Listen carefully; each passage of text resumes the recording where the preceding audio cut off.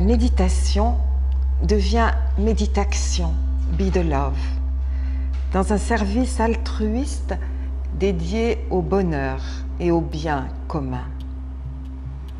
Méditer ne saurait se limiter à s'enfermer dans une bulle de bien-être, à s'isoler entre adeptes des mêmes pratiques pour goûter une félicité factice.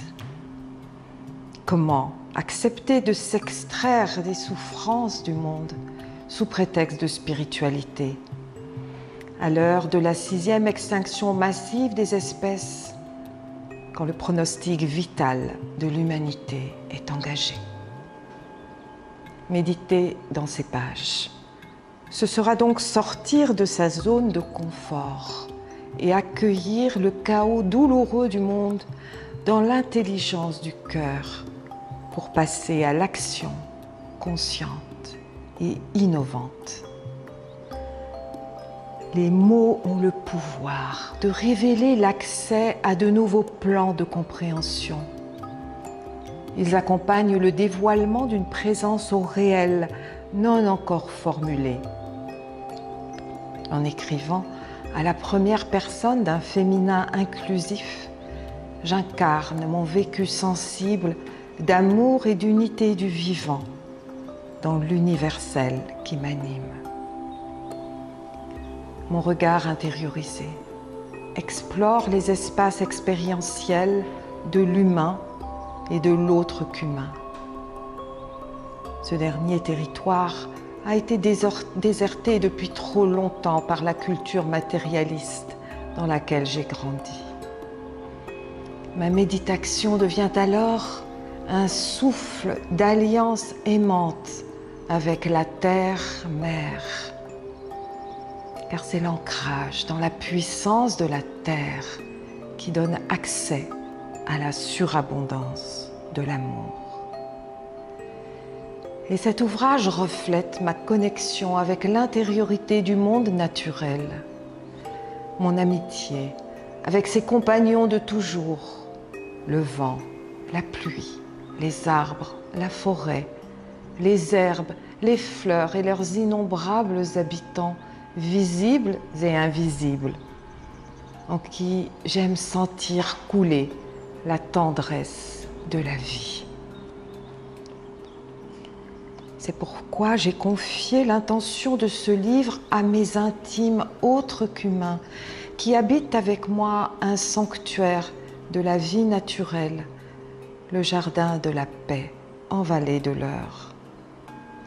Je me suis assise longuement sous le pin bleu de l'Himalaya, un immortel aux yeux des taoïstes. Cet arbre médecin aime la compagnie des humains et vibre une puissante énergie de guérison dans la grotte végétale à 1000 bras que forment ses ramures d'aiguilles souples, arc-boutées contre le pilier central du tronc. J'ai ausculté les saules qui font descendre sur l'étang leurs feuilles tressées, écran fluide ajourant le ciel. J'ai écouté les peupliers d'Italie grondant de toute la hauteur de leur fût dans un roulement de houle océane quand le vent souffle en rafale. J'ai scruté la prairie, bourdonnante de vie. J'ai contemplé les cygnes, les hérons et les oies sauvages, les amours blancs qui ondulent à la surface de l'étang, le ciel et ses nuages tantôt étirés, tantôt écumants.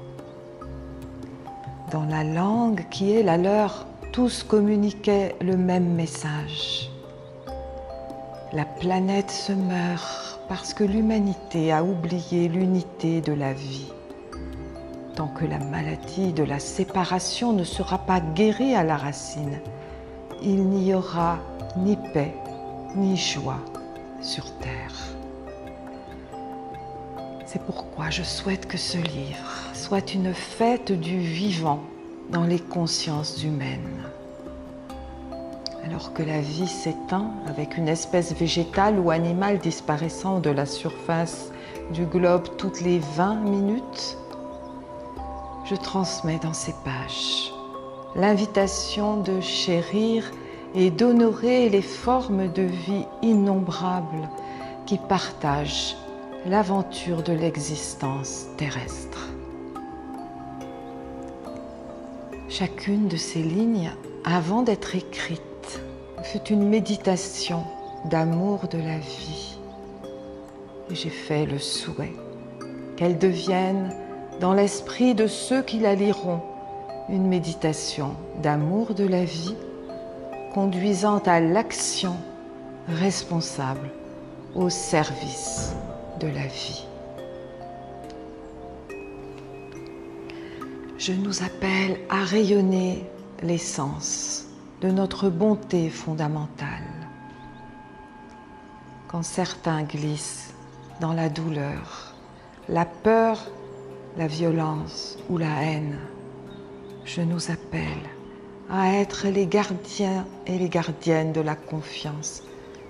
Je nous appelle à incarner la paix et la guérison du grand amour. Femmes et hommes, nous sommes enceintes de la terre nouvelle qui veut naître en nous. Femmes et hommes, je nous appelle à enfanter l'humanité du deuxième feu de l'amour.